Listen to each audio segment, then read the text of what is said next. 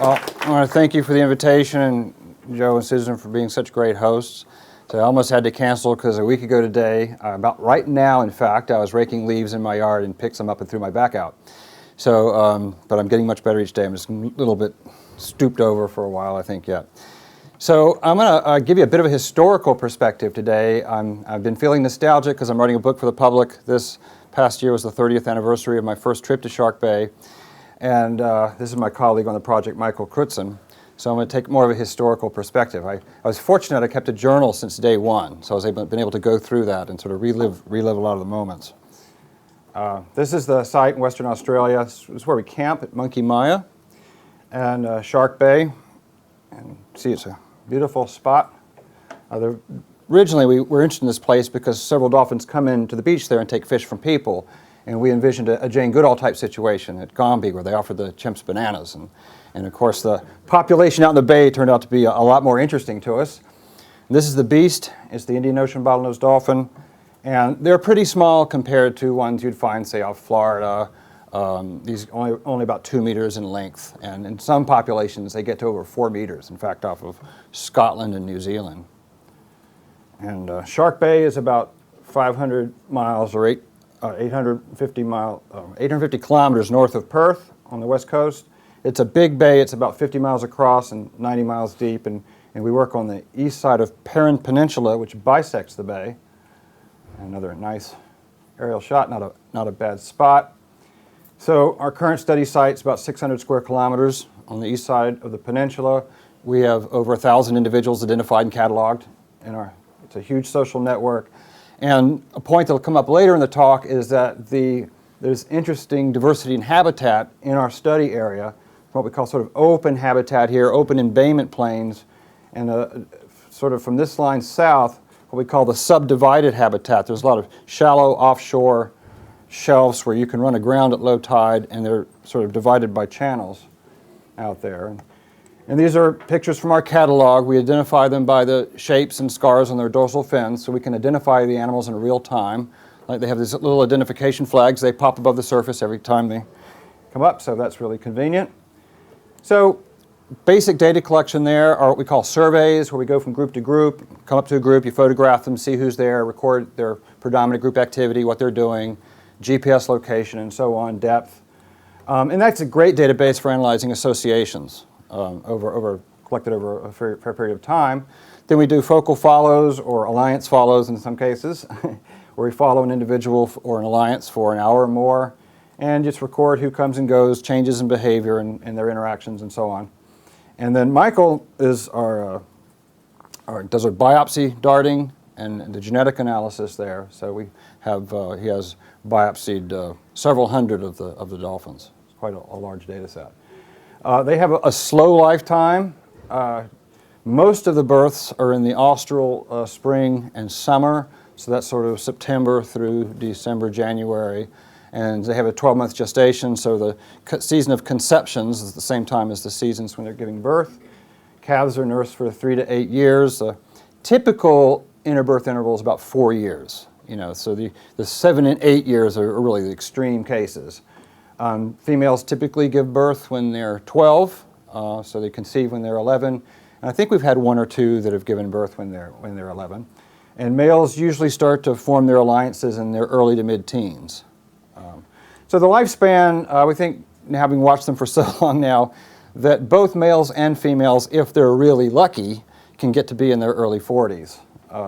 And these sort of life history parameters are very sort of chimp-like in terms of age at first reproduction and age of weaning and so on in birth intervals. So kind of interesting comparison there.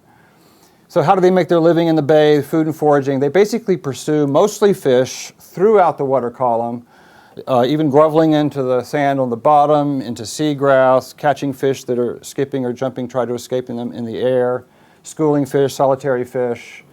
And I'll talk more about their individual foraging tactics. Like here we have, at the top of the peninsula, there's a steep beach where females will beach themselves to strand fish there.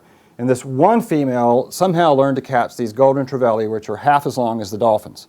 She's the only one that's ever done this, and she did it regularly and take them in the shallows and break them up over about a 45-minute period, often with a 10-meter tiger shark hanging around.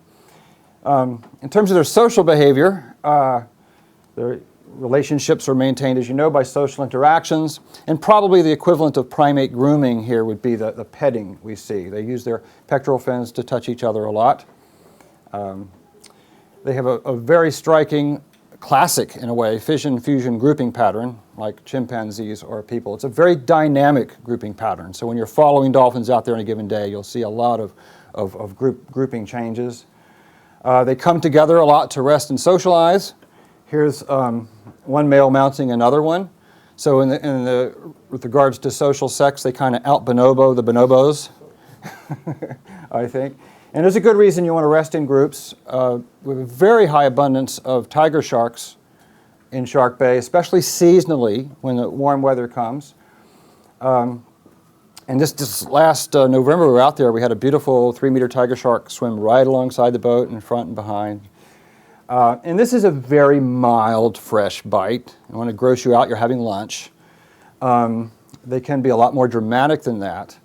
But this is the figure you should pay attention to. 70% of our dolphins have shark bite scars. We've never seen a shark attack a dolphin.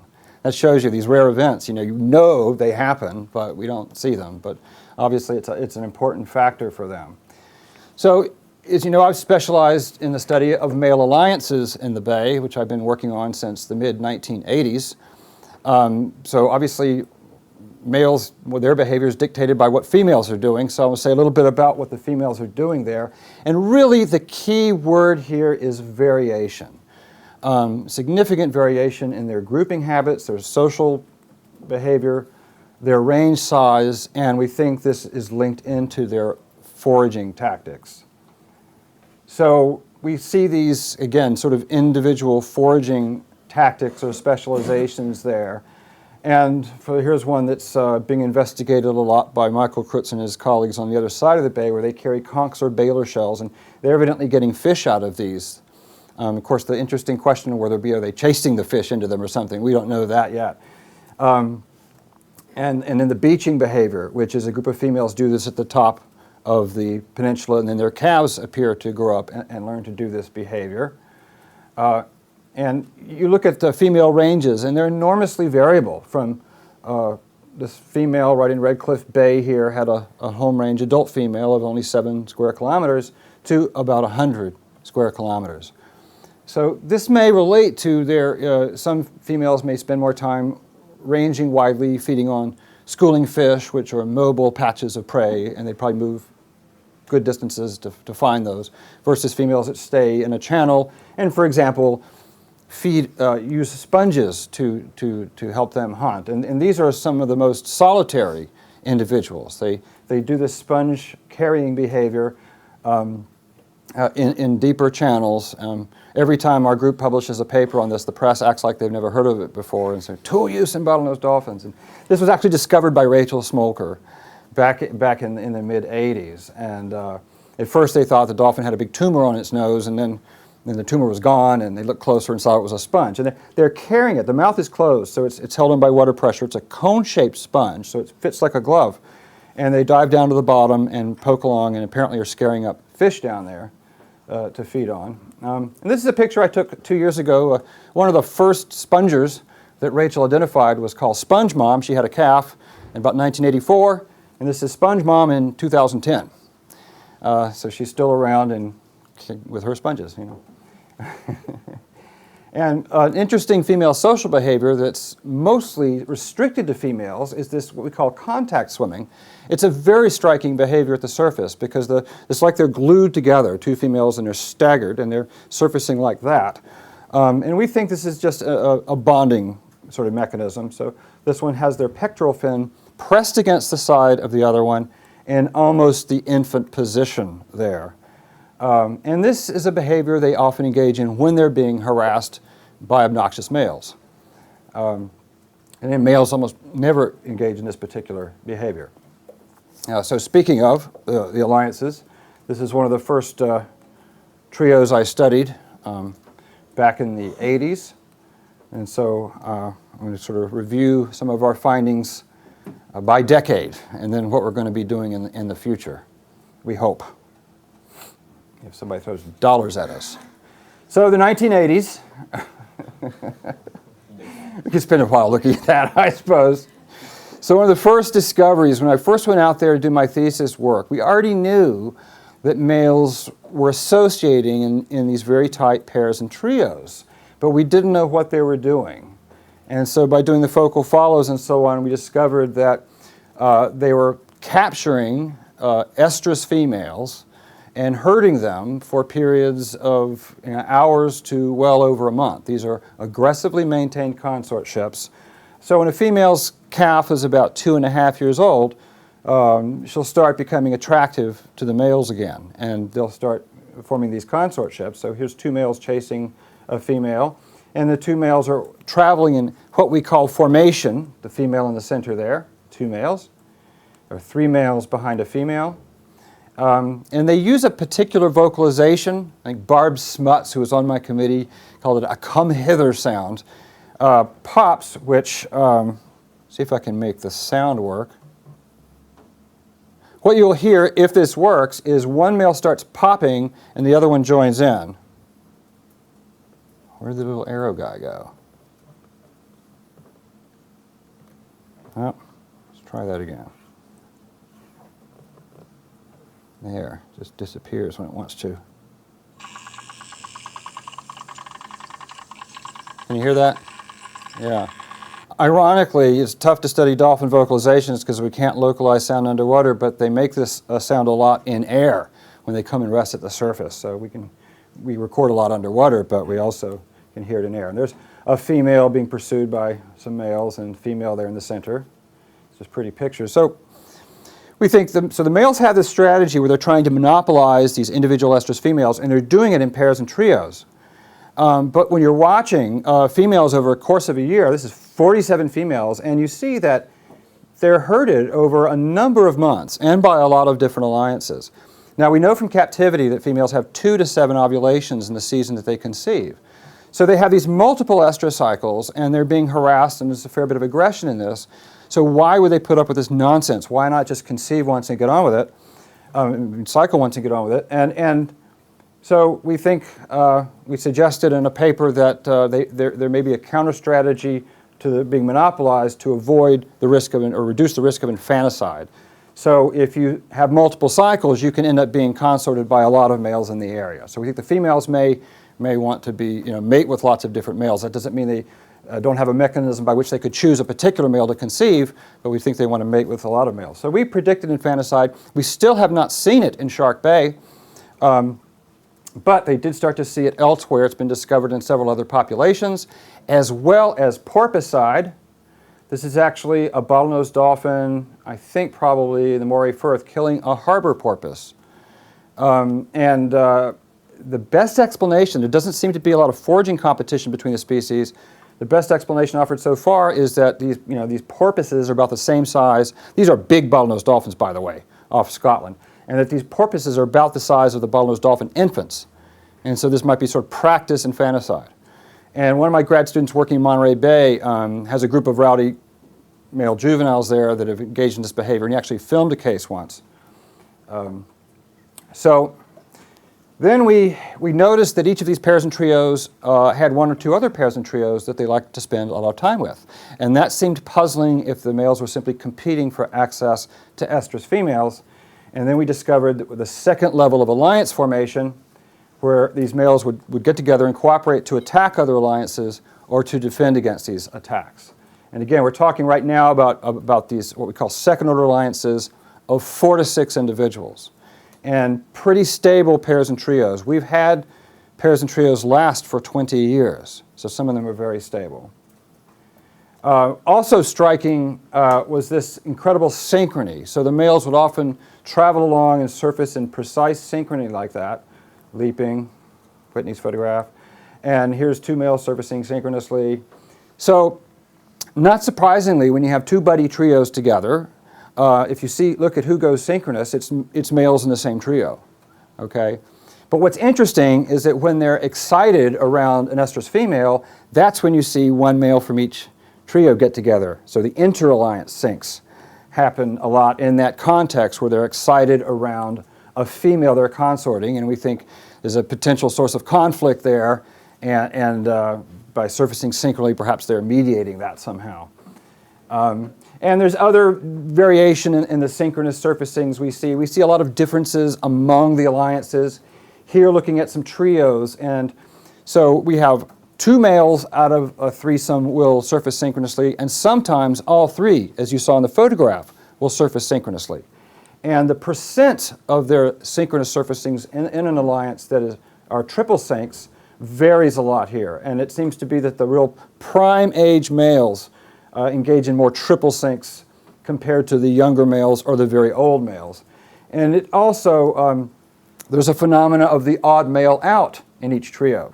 So you'd have one male in each trio who was with the others less often, but when he was with them, he would be synchronous less often with them. And if you look at the percent of syncs that the odd male out participates in, there's variation there too. And that's more the old and the mature, prime age males that are engaging a lot of triple syncs. And of course, there's another species that you see a lot of synchrony in alliance formation. Very striking. So what's going on with dolphins' synchrony? Is it under sort of cognitive control? We know that lots of animals have synchronous behavior, have synchronously flashing fireflies and fiddler crabs waving their claws and so on and so forth. What do we know about dolphin synchrony? Well, Lou Herman did some really interesting studies in Hawaii where he had trained dolphins to perform conditioned behaviors synchronously, behaviors they've been trained to do, like do a backflip synchronously. They do that. He also repeated an experiment which had been done a couple decades earlier where you can train a dolphin to think of its own new trick, a behavior that's not been previously conditioned, and that's create. So he got the very bright idea to marry these 2 commands, so he'd give the dolphins the command tandem create. In other words, do something new and do it synchronously. And so they would self-select a behavior and perform it synchronously, and the results are here. Of 79 different behaviors that were elicited, 23 were novel behaviors not previously conditioned. And the weirdest one he told me about was, he said the dolphins kind of circled underwater a little bit. They leapt straight up into the air, and at the apex of their leaps, they spat water out of their mouths. It's kind of creepy. And you see, they're phenomenal. We know that dolphins are phenomenal vocal mimics, right? They did a study where they made all these computer-generated sounds and to train the dolphins to mimic them. The dolphins just do split-second imitations of computer-generated sounds, and they're pretty good motor mimics as well. You know, here, do what the human does. And they're doing pretty good facsimiles, I think. And it's not simply that we see these side-by-side synchronous surfaces in Shark Bay. We see an astonishing variety of synchronous displays around the females. So many, there's some there are pictures of that I've never seen before. Rachel took this picture. You can really see the female. She's just under the water there. And these 2 males were lying on their sides, synchronously bobbing their heads up and down. And here's one I took. Here's the female. And these 2 males are doing synchronous belly slaps in the opposite directions. Everything you can imagine we see. I'm going to see if I can get a little bit of video to work here. And play. If it works, a synchronous leap. There can be 3 dolphins leaping here. One's hard to see because he's leaping away behind the other one. But let's try it. If it doesn't work. Do, do, do, do, do, do, do. Come on, behave.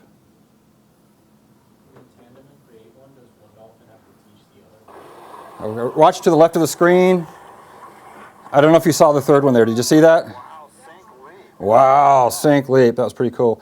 I'm also going to show you, I have a picture. So when the females are being consorted by males, they sometimes try to escape by bolting rapidly away from the males. And this is a case of that. If they just caught the female clam, we were just identifying her, and they leave a trail of fluke prints underwater as they shoot away.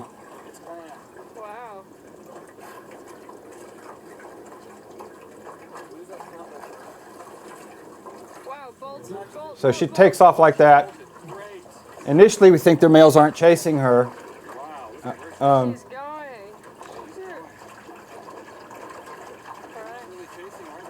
They're not chasing, are they? Yes, they are.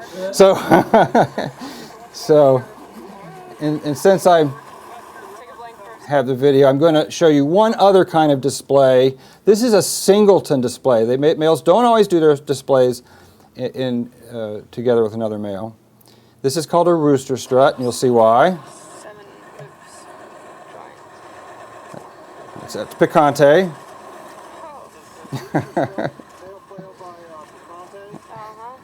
Got it. Still going. Picante. And this goes on.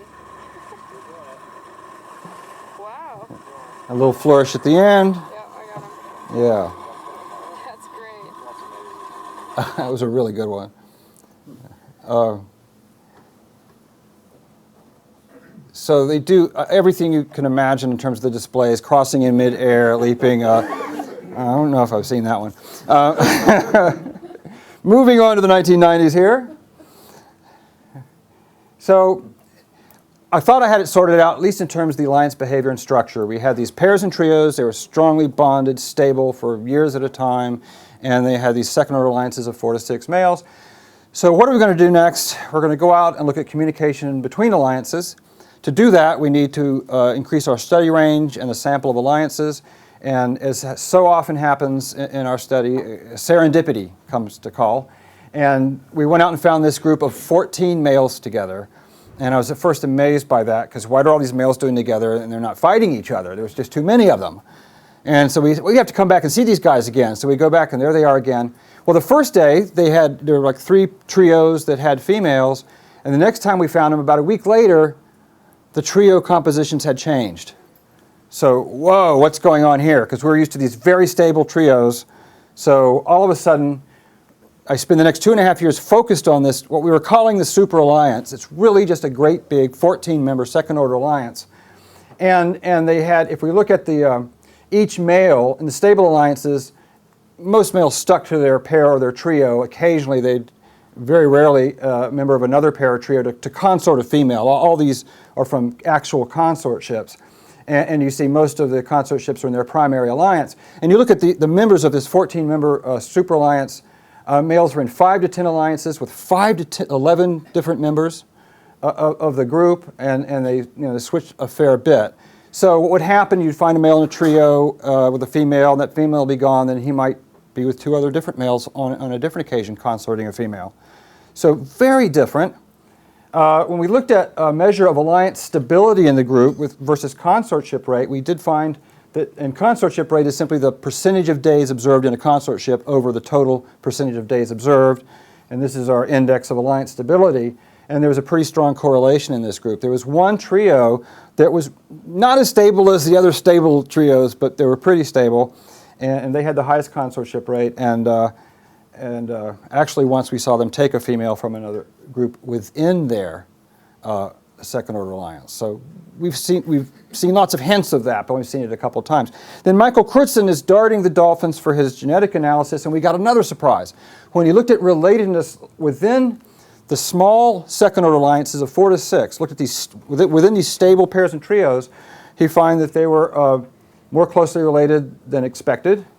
And when you looked at males in different pairs or trios, but in the same second-order alliances, they were also more related than expected. But when he looked at the males in the super alliance, they were not related, and neither was there correlation between their relatedness and their coefficient of association. And I think this was, I forget, 12 or something microsatellites for this initial analysis. So it seems like we're setting up right here with a dichotomy, and I'm going to come back to that. But at this point, I want to say, what does all this mean, these hierarchical alliances, in terms of the big question for me and what got me interested in this field was these big brains. We've had, obviously, an interesting convergence here. You can't imagine 3 more different mammals than dolphins, elephants, and humans, and all have converged in what I call extreme brain size evolution. And one of the leading ideas about what drove at least the really big brains is social relationships, complex social relationships, that individuals are dependent on each other, but also in competition for reproductive opportunities. So your chimpanzees here, and lots of mammals have fairly complex relationships. found that wonderful picture on the internet. But I love the Shapai quote here about alliance behavior, because he says, alliances lie at the heart of social bonding and cognition. The ability to form alliances generates the most complex social structures in the animal world. But what kind of alliances? And I like to distinguish, as Hans Kummer did, who just recently passed, I understand, within and between group alliances. So here we have two groups of female rhesus monkeys having to go at each other. So relationships, alliances of group against group, or sort of semi-closed group against semi-closed group, are pretty simple. It's just us against them. And I love to illustrate this with chimpanzees. So let's just imagine these are the top 3 chimpanzees in rank in a community. And they're competing, and they form coalitions to achieve alpha rank. And maybe this guy is trying to form a coalition with this guy. At the same time, this guy is trying to form a coalition with this guy. And it's a soap opera. You've read Franz de Waal's book, and Nishida's papers and so on. So it's really quite complex social maneuvering that goes on here. But they're also worried about males from their neighboring community, as we know, and the chance that they might be attacked. But this is dangerous, but in one way it's simple. It's just us against them. But imagine now that there was a third chimpanzee community, and maybe that the males from this community could go over to these guys and say, hey, let's get together. We can, together we can defeat them. We can take their fruit trees and their territory and so on. And maybe at the same time, these chimps are saying to these chimps, let's form an alliance. So you get the same kinds of complex interactions between groups that you get within groups. And that would make it really, really complex. We don't see that in chimps, obviously, but we see it in humans. I read Napoleon Chagnon's books and so on, and you've got, within a village, you get kin faction against kin faction, village against village, and 2 villages allying against a third village, and so on. And obviously, we extrapolate that right on up to interactions between nation states. And we see this between dolphins as well. We get this pair and this trio, and they might be friends on one day and foes on another. So we get this kind of context-dependent interactions between alliances, as we'll see later, at all levels of dolphin alliance. So when I ask what really here is complicated about alliance relationships, and I really think options and risk, if we think a little more deeply about it, there has to be strategies. If there's no alternative options, you're just going to ally with X type of individual, then that's maybe of no consequence. And your decisions also have to have fitness consequences. So if your alliances are restricted, for example, to close kin, always ally with close kin, then maybe that's not so complex in terms of the decision making or whatever processes go into it. And we look at these stable first order alliances. They're often together for 20 years, so it might be pretty simple. There's not a lot of stuff going on there. But in fact, it's more complex than that indicates, as I'll illustrate. So we had these 2 trios that were best of friends in the mid-'80s. They were together at least half the time. At the same time, we had these 4 that were very tight. And then Hack disappeared of June 1986. Then a funny thing started to happen. Real Notch Hind Patches would join with these 3, and everybody would turn on Patches, lining up against him head-to-head, then attacking him, and he eventually disappeared. So what happened then is no more Patches. We have this pair. They moved in on the relationship between these 2 trios. You would no longer see these guys together. You'd see this pair with this trio or with this trio. You'd see weird things like these guys had a female while they were with this pair. The next day you go out and you see this pair is with this trio who have the same female. You go out there the next day, these guys are with this trio and they have the same female again. This kind of thing was happening. And then that went on for a few years, this triangle. A couple times all 3 got together and this pair and this trio joined forces to attack this trio. So then 2 of these guys disappeared in '89. The third one joined these guys to form a trio, but only 2 months later these guys were gone. So this trio formed a new relationship with this pair for 4 years. Then I guess this is bottom hook and pointer. They must have gotten to talking, decided they'd be better as a pair, so they kicked Lucky out of the group. You'd see him trailing behind, or he'd be in a female group and they'd approach and he'd leave. And so you'd have these two pairs, and that went on for a few years till bottom hook died, and we were very happy to see Lucky and Pointer back together again. Until, Pointer got talking, I guess, to these guys, and they kicked Lucky out again. And but that was for a couple of years. But then Lucky joined with a maturing group of males where they had matured by now, and they were consorting females. And so he got to consort females as a member of the Rascals again. So we were happy for Lucky until he got kicked out of that group. So, so that goes through 2006. And finally, Real Notch, who'd been a star player in our study, is all alone. All his age mates are gone. But he was able to join the Rascals for a couple of years there and herd females with him. And now he's got to be over 40, and they're about half his age until this last year when they kicked him out. So he's alone now, but he's had quite a career. So then we look at that 14-member super alliance, and we say, what's going on here? They can switch partners easily. Maybe one partner is as good as the other in this group, so there's an equivalence among alliance partners, nothing complicated about that. But they do have very strong partner preferences within the group and avoidances.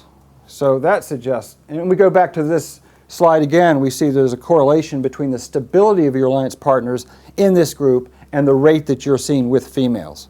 So it suggests it's a pretty complicated set of social relationships within this 14-member group. So moving on to the 2000s. So one point I want to make here is that in the 1980s, and this may explain why we didn't know about some of these other kinds of alliances, we were just in little old Red Cliff Bay there that you saw the first picture of.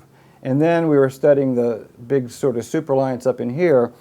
But, we realized what's going on here. We seem to have this dichotomy, this 14-member group where they're not related and they switch first-order alliance partners, and we have these smaller groups of very stable pairs and trios where they're relatives. And, we suggest in the paper there were two different alliance tactics in the Bay. But I never really believed that. I thought there'd probably be a continuum. So we expanded our study range to monitor alliance affiliations of about 120 males. And there were that number that we didn't get enough data on, but we were watching a lot of males. So that's been our study site for the last dozen years or so. So death of the dichotomy, all right, we'll kill it now, because when we look out there, we see this just continuum of alliance sizes. This is a different group of 14. The original group of 14, the original super alliance, by now had shrunk to 10 individuals, and we've since had another group achieve 14. We didn't have anyone smaller than 6 in that study, but now we've got a group of 4 again. So 4 to 14 seems to be the sort of range. The most recent analysis of microsats using 28 now, looking at relatedness. And so there's two sort of figures here showing different second-order alliances. This is relatedness within second-order alliances, and using 2 different sets of background measurements. So looking at background relatedness in these 2 areas and then in these bottom 2 areas. So there's some overlap here in these alliances. And you see that there are still a couple in which they're fairly closely related within the alliance, but most it's sort of they're equal or less than the background level of relatedness. What does this mean for the role that kin selection plays in the society? Well, in one sense it's not surprising, right? These guys have a very slow reproductive rate, 1 calf at a time, several years apart. So they can't, make ready-made alliances like lions can, where you just pop out a whole group of males, or related sisters will do that. So, but we do have some that are related, and I'll come back to that, the possibility for the studies in the future to see the role that kinship might play in alliance behavior.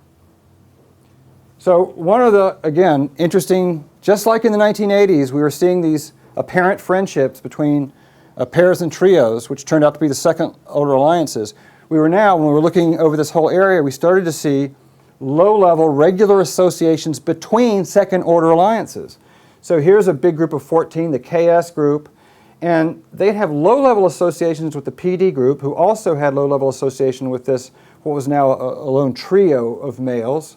And that's just, a few examples. There were some others. And these are significant associations. We looked at the survey groups I mentioned, where we only looked at groups of socializing, resting, and traveling groups, where there are at least 2 members of each alliance, and there are significant associations between these different alliances. So the second order structure is very clear. The associations are fairly constant, but at a low level with these other alliances, and then we saw several big fights involving at least 3 second order alliances.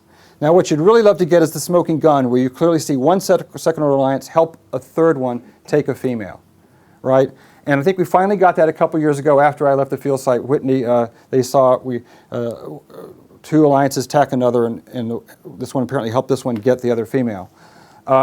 We see a number of these kinds of conflicts now. So one question, though, is why form a third level alliance? Because functionally, right, they're doing the same thing the second order alliances are doing, right? They're attacking other groups to take their females, and they're defending against these attacks. So a couple ideas here. One, we just have this tremendous variation in the size of second order groups. So, you know, if you're a group of 4, you probably need other friends if you might encounter a group of 14. But also, I think it's insurance in this fission-fusion system. People get the idea males in an alliance are always together. That's not at all the case. They're often dispersed in pairs and trios all over the place. And so if you get attacked, it may behoove you to have friends in other alliances that you see a lot. And so we have seen this kind of thing happen. Another important hypothesis this expanded study area allowed us to test is the open social network hypothesis. We had been saying forever that these dolphins live in an open social network. They didn't have a bounded community like chimpanzees where they're defending a territory, or a troop of baboons or a pack of wolves where you're a member of this troop or that pack and not. You can't just wander in willy-nilly into somebody else's group without some kind of a reception. So whenever I would say that in a conference, somebody would say, well, how do you know there's not a boundary just outside of your study area? I had no reply to that until, again, we expanded our range so much. So one idea is that, what I call the community, or I sometimes call it the chimpanzee hypothesis, is that, like chimpanzees have their border patrols, and a group of males will patrol the border and maybe make incursions into neighboring territories and some. The equivalent might be if you have one or more second-order alliances. Maybe that's what third-order alliances are about. You patrol in the whole area and defend it that way. But when we look at very generous range estimates based on the minimum convex polygon, you see it's what we thought it was. It's just a continual mosaic of overlapping ranges. These are second-order alliance ranges. And there's nobody that ranges over the whole area, and there's even some alliances that don't overlap at all. So not what you'd predict of somebody who'd be patrolling a whole area to defend it. Another idea is that maybe during the peak mating season, maybe in that austral spring period of sort of September, October, November, maybe they defend smaller ranges and a cohort of females that live in those areas. And maybe that's what the third level of alliance is about too, But here we look at a very conservative estimate of core ranges just during the mating season months. We see 50% fixed kernel ranges, and there's extensive overlap. And this overlap is not at all restricted to second-order alliances that have third-order alliance relationships with other groups. This includes ones that they're not particularly close to. So extensive overlap. So they're clearly not defending any kind of spatial territory seasonally or otherwise. That doesn't mean that they don't, there are rival alliances, and that doesn't mean that individuals don't, certain alliances and groups don't get out of the way when others are coming. They will do that.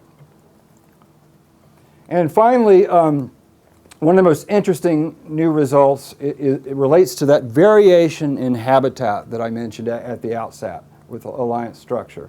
So other bottlenose dolphin populations don't show this hierarchical alliance system.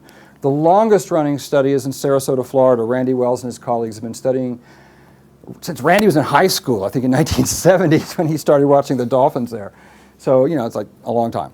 So they're bigger dolphins, and they don't have, so in Shark Bay we've got these pairs and trios, we've got second order alliances of 4 to 14, and now this third level of alliance formation, In Sarasota, adult males only form pairs, no trios, and no hint after all these decades of a second level of alliance formation there.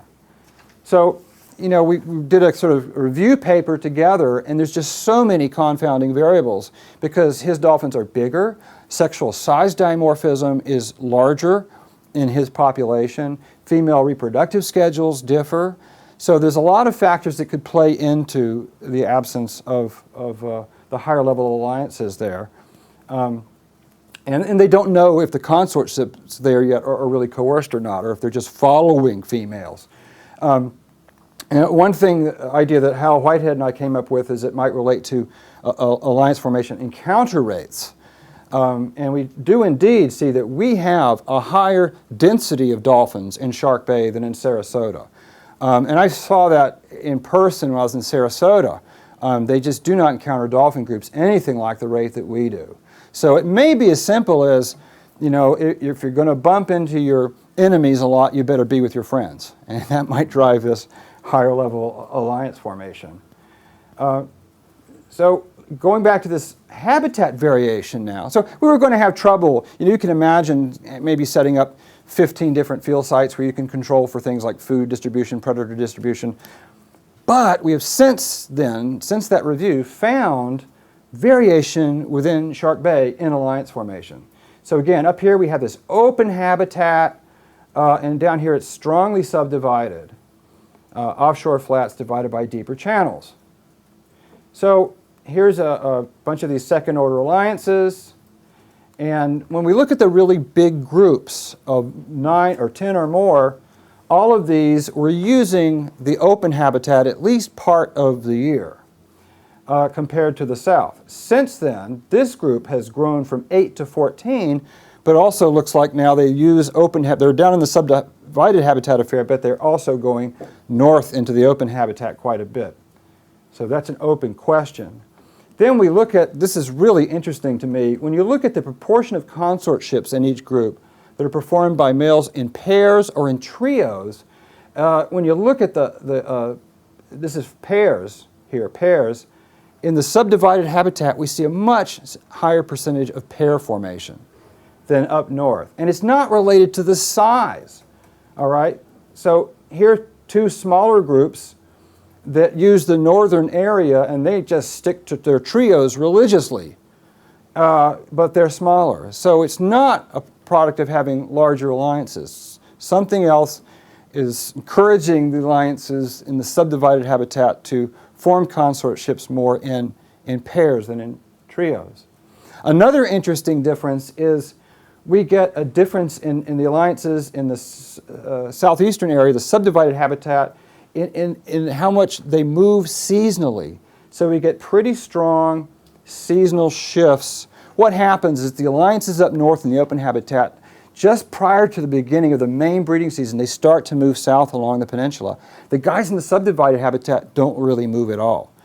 And this fascinates me. It's like you have this compression of alliances. And you say, well, the males are probably following the females. Yes, the females are moving too, but there's some pushing going on. We really think there's some even bigger groups maybe pushing because our local alliances get compressed into the south and these bigger groups come in right into Red Cliff Bay, and we're seeing hints of some really big groups a little bit further north. So, you know, one of the things I want to do in the future is stay up north and see what's going on there with this movement and what's driving it, because that's totally unknown to us right now.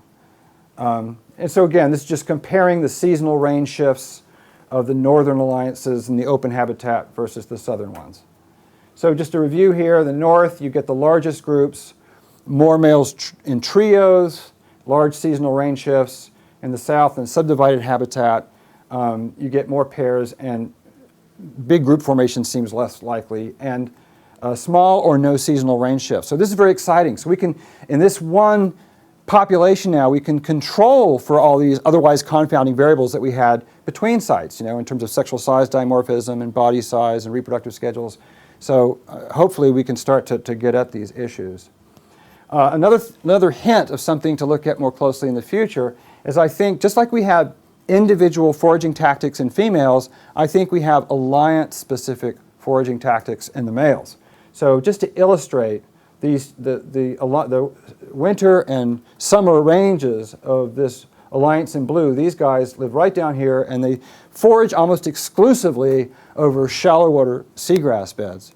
And they do this kerplunking behavior. It's very visible, where they drive their flukes in the water and they're trying to scare a fish up from the seagrass.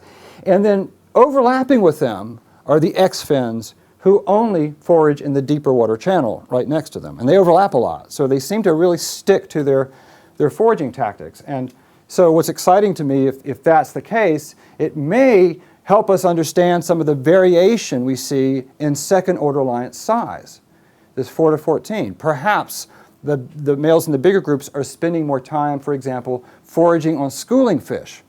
So if they move, we know they have larger ranges. If they're foraging more on schooling fish, and again I have a few hints that's happening, then their costs of grouping will be lower than the ones that do more just benthic foraging. And so again, why is that so interesting? Well, we know what we know about the females. We see this variable grouping.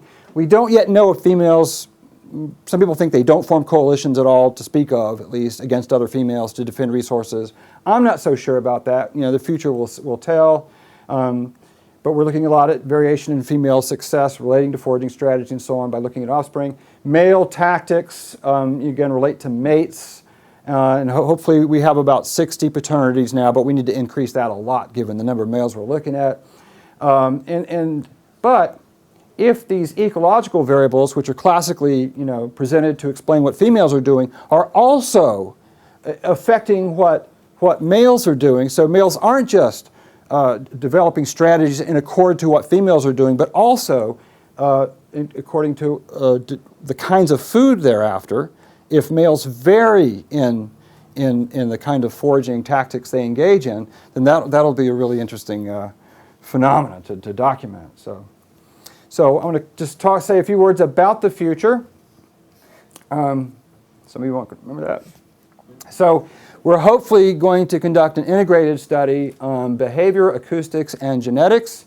One of the kind of gaps is getting really great detail on social interactions, dominance interactions, do individuals initiate petting up a dominance hierarchy, the kinds of things that have been so important in primate studies.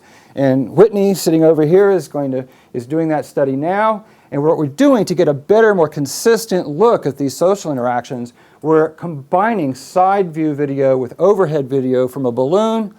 And one of her professors there has developed all this fancy technique for coordinating these kinds of data streams, and hopefully get a more consistent view of social interactions in a smaller subset of alliances to really look at how they mediate their social relationships, as who pets who initiates petting, as well as activity changes, direction changes, these kinds of things. Communications, because the problem of localizing sound underwater has been a huge problem, but we're bringing in expertise, Marta Manser at Zurich, who's great at doing playback experiments and these kinds of things, together with expertise from St. Andrews to localize sounds underwater.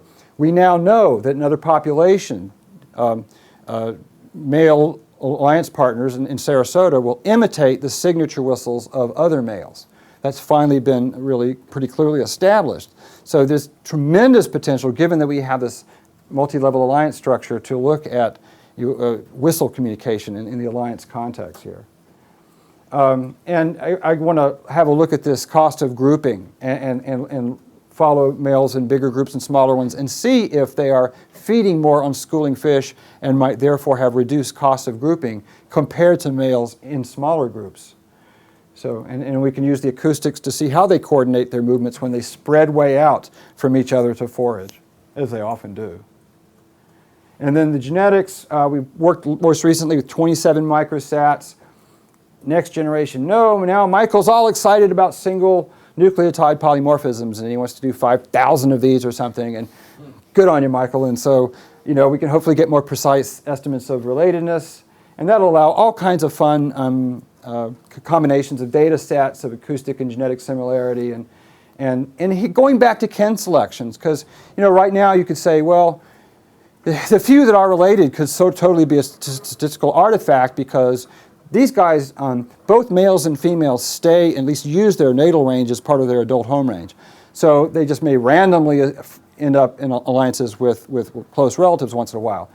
So hopefully we can look at social interactions to see if there's qualitatively and quantitatively different kinds of interactions between alliance partners that are closely related and ones that are not. And again, higher sample paternities is a big goal for us, and that'll help us understand different alliance tactics. And I got it in under the hour. Thank you.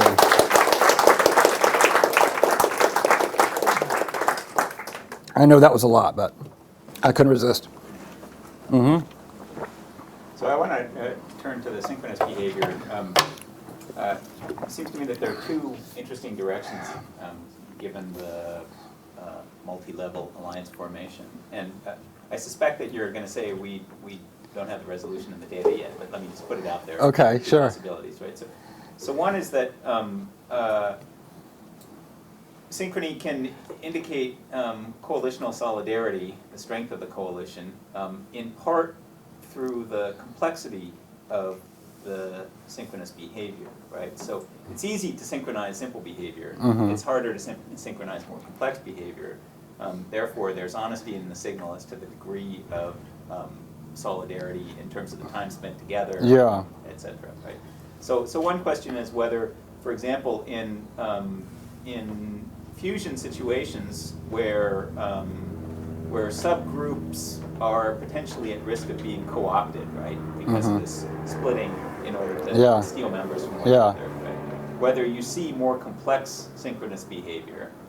So we're saying, hey, we're really tight. We're a unit here, and therefore, you're not going to split us apart and join us or face the consequences, right? And the other question is related to that, whether you see essentially gang signs, that is, that you get cultural variation in synchronous behavior such that individuals who have only passing affiliations, they don't interact that often in higher order groups, but they recognize that they're members of the same larger coalition. Well, there's several answers to all those. Great question. What I did mention is that in one alliance in our population, and in Sarasota, there's some evidence of convergence of whistle type and males in the same alliance. So there might be an alliance badge, as it were, that would be vocal. In terms of the synchrony, I do think there's, well, for one thing, in terms of comparing different alliances and how synchronous they are, a big confound there is motivation, because we can see the same males, you can see they're not into it in certain days and they're really sloppy, and other times they're really into it. And that context may be really important. And also, we haven't analyzed this data yet, and I think Whitney will probably get some of this as well. I've seen this. They increase their synchrony just before they join another group, or something like that. And I just had a grad student who finished working on a study of synchrony in killer whales in SeaWorld. And they actually increased synchrony compared to control samples when they were split up, just after they split up or put back together. So this might be kind of a reaffirming the bond kind of situation there. So I don't know if that actually covered all the things. Yeah. So I think we can do that same kind of analysis, because I've seen that certainly, where they get really tight and synchronous before they're going to go cause trouble, that kind of thing. And are there behavioral equivalents to dialect? So you mentioned the acoustic signal. Oh, we haven't, no indication of that yet, but I think, because it's something at a distance for them, it would probably be acoustic, because the underwater lateral visibility is limited. So we're very excited to go out and record whistles from lots of alliances to see if they do have more, and again, you can say, given the variation in the alliances and how stable they are at the first level and so on, there might be variation to how much they have that kind of acoustic badge and how much they have converged. So I think the acoustics is just going to be huge once we get going. There'll be like a million PhDs do their projects out there, Do all the males that are herding, the alliance of males that is herding a female, do all of them get to mate with her? That's a really good question. But we see so much social sex that we can't use that to make heads or tails of that, and we can only really use paternity. And for any given, if you're looking at just even the stable trios or something, you'd have to get quite a good sample of paternities assigned to that group to see if they're, you know, roughly equal or not. And like the you know, real notch, famous real notch and high, we had initially it looked like real notch. There was some skew there, but we increased the sample size a little bit. They're about equal. So I think we just have to get a lot more fraternities to look at the whole skew model question. But the skew models are so much all over the place anyway. I have to see how that settles out, you know. Two very quick questions. One, it sounds like the males, it's all on the basis of alliances among quasi-equals. Is there a hierarchical organization of any kind of leaders? And second, what about the females? I mean, the picture I get is, are the females all isolated, or do they have their own, any kind of alliance? Well, no, the females, as I mentioned, some are fairly solitary, and some are very social, and they're often in groups, and there's this sort of continuum there.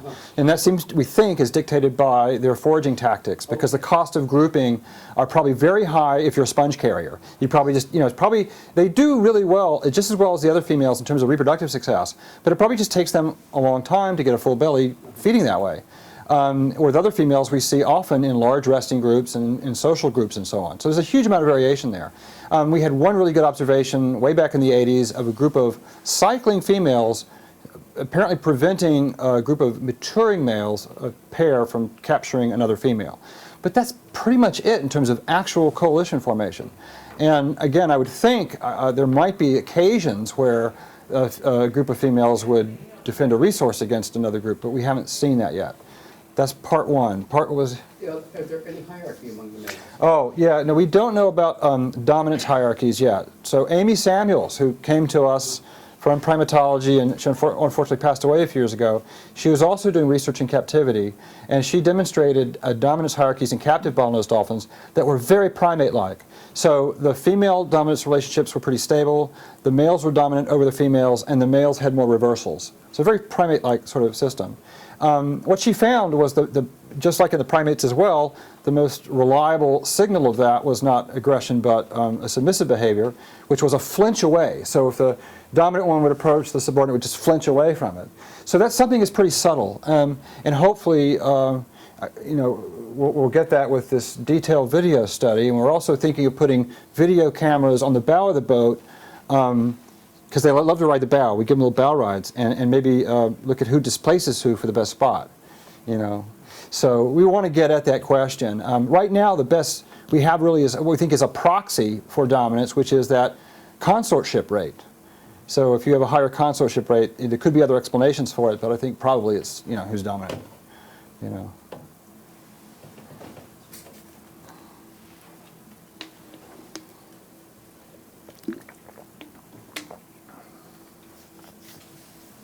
I was wondering what's wrong with Lucky?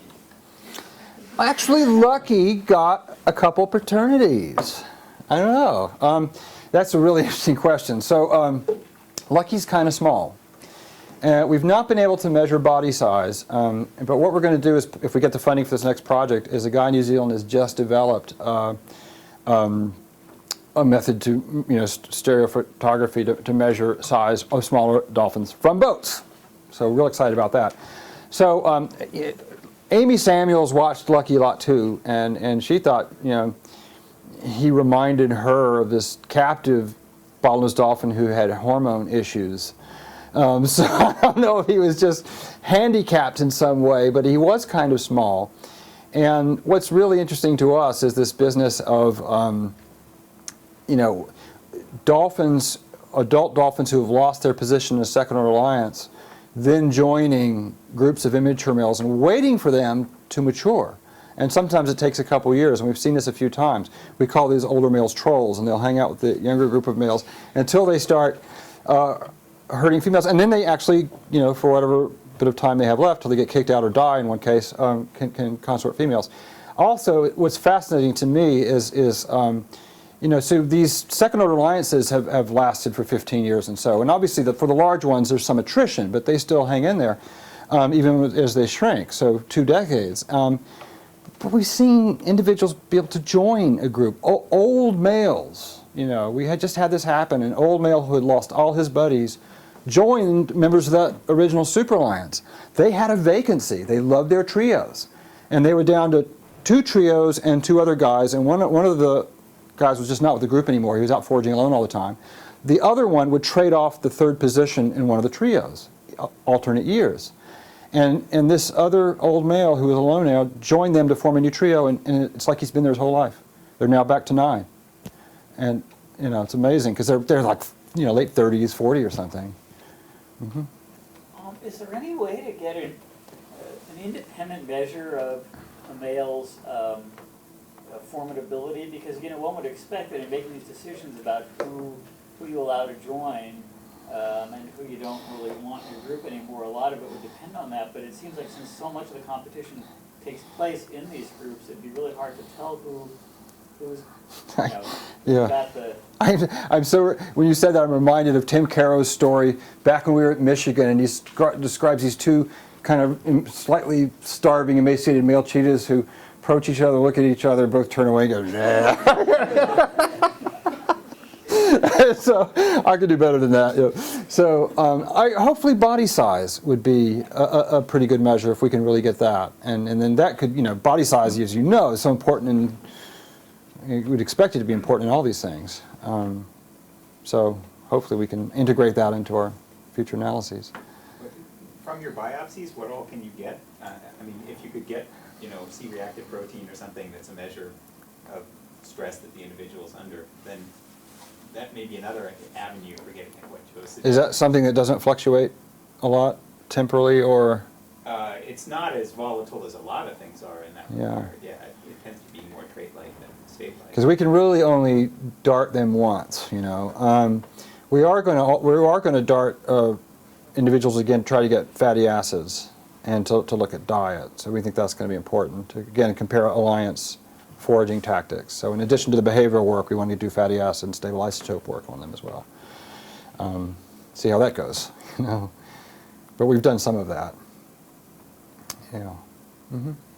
Do you see examples of individuals manipulating others' mental states, so things like deception? No, we can't see that kind of level of detail. Well, I was thinking maybe anecdotally you might have seen. Yeah, there are things like, I say I haven't seen female coalitions, in terms of a group forming aggression, but in terms of faking out the males inshore those dolphins, we thought we saw that a couple times. So there's a case where a female bolted from the males inshore, the 3 males that came in there, and then they took off chasing after her, but she came back inshore. And the 2 regular females in there got on either side of her and kind of escorted her away. That kind of thing, anecdotal. But mostly we see these overt behaviors. We don't see what triggers them. Another really interesting, unusual type of behavior is where a lot of males will gang up on one, like I described with Patches. And we've seen that a number of times. And sometimes it's not even just members of his second order alliance, it's others as well. And you can only imagine that he, some kind of faux pas, you don't see what sets it off.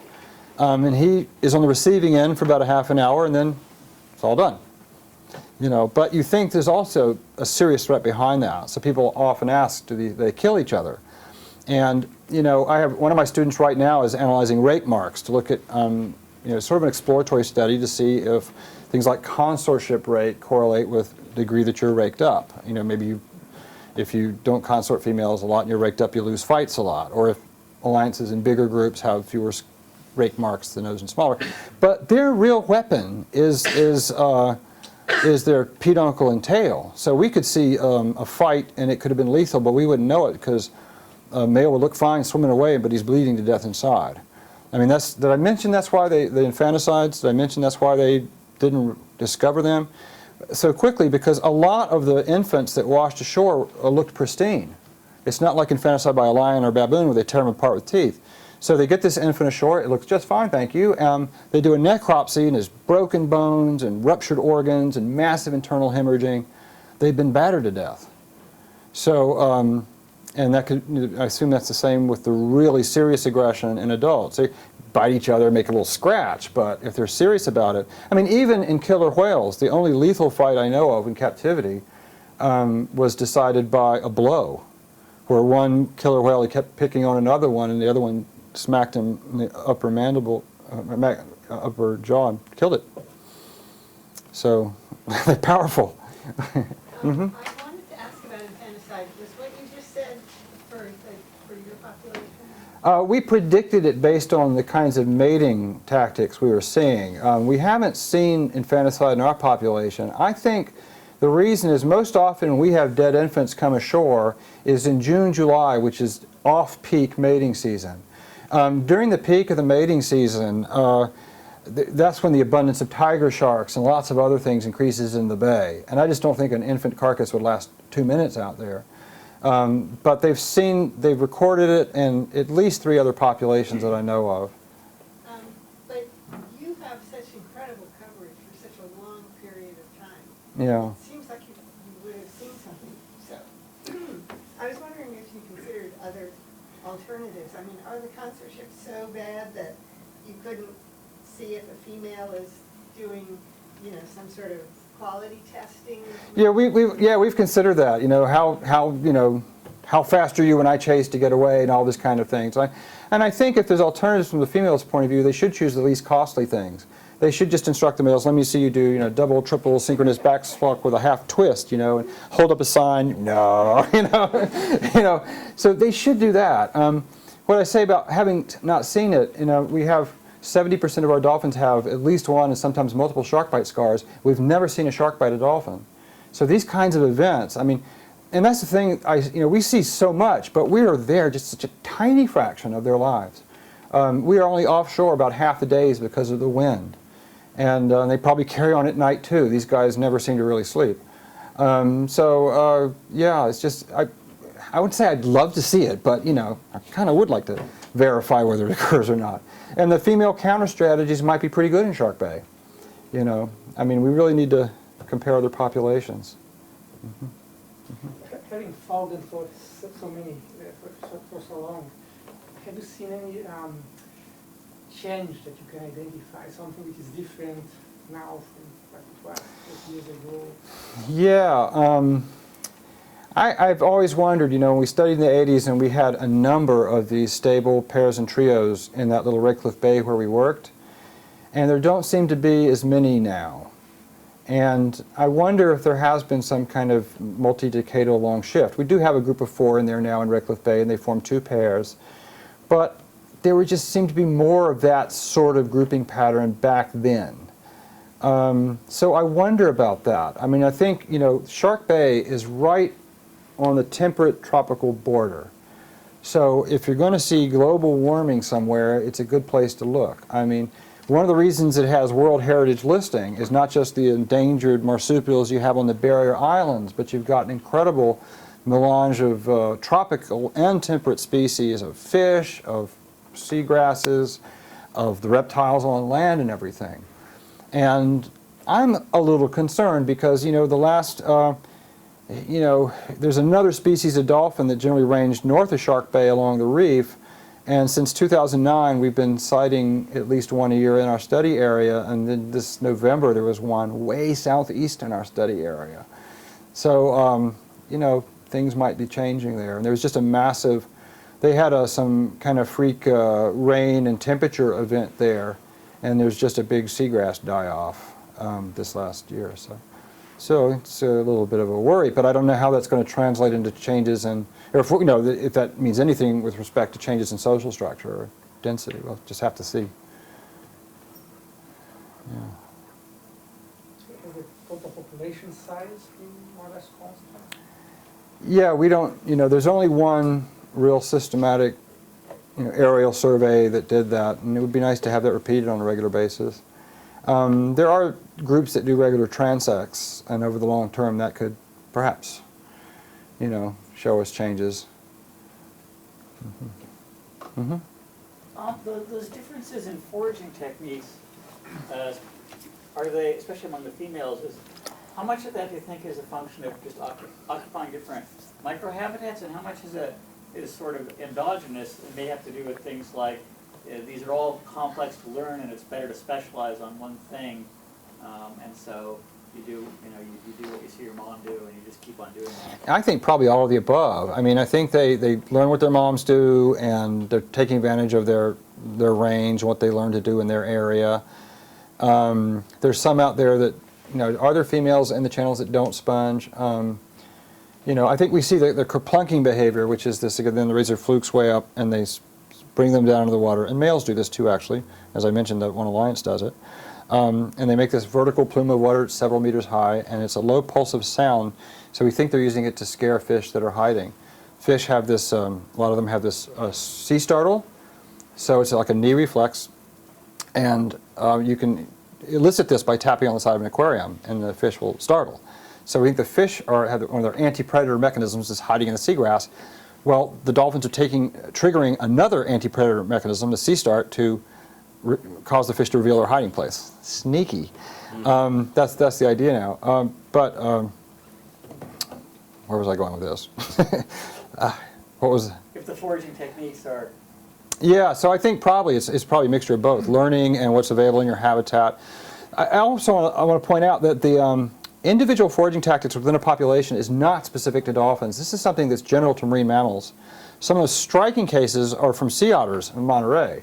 And again, where even different kinds of tool use by females that have overlapping ranges, and their pups seem to learn how to do this, feeding on different things in the same area. And variations of individual foraging tactics have been seen in minke whales and some seals, sea otters, dolphins. So it's something about the distribution of resources in the marine habitat versus the terrestrial habitat, I think.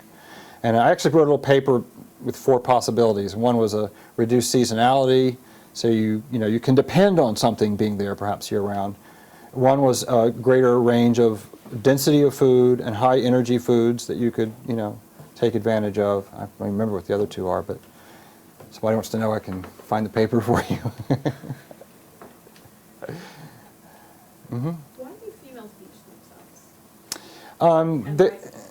Yeah, well, there's 2 things with that beaching. One is they sometimes chase the fish. If a fish is caught, it's a steep beach. If the fish is on land, then they can just go up and pick it off the land and slide back in the water. But they also do this hydroplaning. So they'll just be scooting along in like that deep of water, and it's really cool, and catch the fish that way. So it's trapping the fish against the barrier. And I had a couple students that have worked in South Carolina where they do the strand feeding, where they have really deep mud banks, steep mud banks exposed at low tide, and they actually drive schools, in this case, of smaller fish, and then pick them off. And so we've done a couple of studies on that. And a lot of the sort of cooperative foraging you hear about dolphins is trapping, including the mutualisms between dolphins and humans, which crop up around the world occasionally. So the humans, in Mali, they signal the dolphins with tapping the water with sticks, and the dolphins come in, and the fishermen do their nets out. And the dolphins have a nice barrier there to trap fish against, and the fishermen get a full net. Because you can watch, right in Shark Bay, right at Monkey Mine, you can watch fish swim right to the shallows, and the dolphins can't get that. They just sit there and look at them. It's a shallow beach, and they can't go in that close, and the fish will sit in there and hide from them. So, and in Brazil, they do the same thing. They have certain dolphins that come in, and they use throw nets, and dolphins get a full belly, and the fishermen get a net. So, and that's historically happened a number of times, even between whalers and killer whales hunting right whales off of New South Wales. The killer whales would help them catch the right whales, and the killer whales just like the tongue and the skin. And the whalers didn't care about those bits. So you said it's only females who exhibit that behavior? The beaching behavior. Yeah, I think only females do the beaching. Sponging is predominantly female, but there's a few males that do it. In fact, one of our alliances has at least 4 males that sponge, but they don't sponge nearly as much as the females. So given that this is just a foraging behavior, what's your theory about why there's so much difference in these behaviors between the sexes? They all have to eat, right? Presumably they're going after the same prey. Differences in terms of foraging tactics? Yeah, exactly. Why are the males? Well, the males have, they have to be in their alliances probably to have mating success. So the costs of grouping are pretty important to them. So even the males that do sponge only do so occasionally compared to the females that sponge. So that's a constraint for them, if you will. The primary thing is access to mates, that they have to engage in foraging tactics that allow them to be in alliances a fair bit of the time. The females don't have to worry about that. You might think, well, the females do have to worry about sharks, and yeah, you wonder, because they're foraging alone a lot, but that's what they do. So males do, I think, have foraging, at least microhabitat favorites. I mean, I even saw some of that in the 80s, Even buddy alliances might differ in their favorite place to forage. So that's why But I think it'll be really interesting to, again, look at I think with this puzzle, really, these second-order alliances ranging from 4 to 14, and why this variation? And you could imagine these happen to crystallize at the same time, but that's not the way it always happens. So I should say we had one group that over a 3-year period, and so the maturing and juvenile males have a wider social network they apparently are sampling from, and this one group just crystallized in this group of 7 in the mid-90s over a 3-year period. Their association coefficients just went 50, 60, 80, boom, and they've been together ever since. And it's 2 trios and Barney. Poor Barney, they have like 80 consortships, the 2 trios, they're very stable trios, and Barney doesn't get to do that much.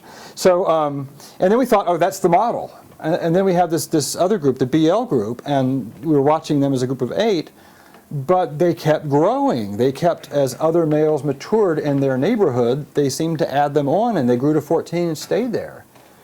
So I don't think there is one specific recipe for how these things coalesce as they mature. And I think there are males that takes them a long time to find a home. Edge, we've been wondering forever if he's really going to be part of an alliance. He's got to be 20 or something by now. And there's a few others like that. And we think they have tryouts. We occasionally will see a male kind of consort a few females with members of one second-order alliance. And then that's kind of it. And maybe he's trying to gain admission into the group, and for whatever reason doesn't work out. Yeah. Mm-hmm. Developmentally, how do these alliances form? So do you find that young males that played together early in life end up forming alliances later? Yeah, we have to do a lot more. We want to get a study going on the period before the males, form their adult alliances. Amy Samuels was looking at juvenile males and females before she passed, and she had a large data set on that. And a woman who worked a lot with Amy over the years for her, she's going to do a master's thesis and just focus on one alliance that Amy got a lot of data on. So she's got them over a 10-year period, at least some data scattered over a 10-year period, and hopefully look at how their relationships, mapped onto how they ended up. So, that just, we would know more about that now, but, unfortunately she passed. And so do you often get one young one joining a trio of older ones, or do you tend to have these rascals? It's generally age mates, but over probably at least a several-year period, But you do have these old males that will join the younger. Now, like Tara was a member of a smaller second-order alliance, and they formed stable pairs and trios, and then his best buddy in that group disappeared, and so all of a sudden he was no longer with the others, and he was with this group that became the 14-member Cocker Spaniels, and he was one of them. And we need to do some more social network analysis on that, because I think he was really tied into that group through one particular individual, one or two. So his main anchoring in that group was his relationship with one or two individuals in that group. That's who he consorted with and was tied in with. So it was interesting. Yeah. Thank you.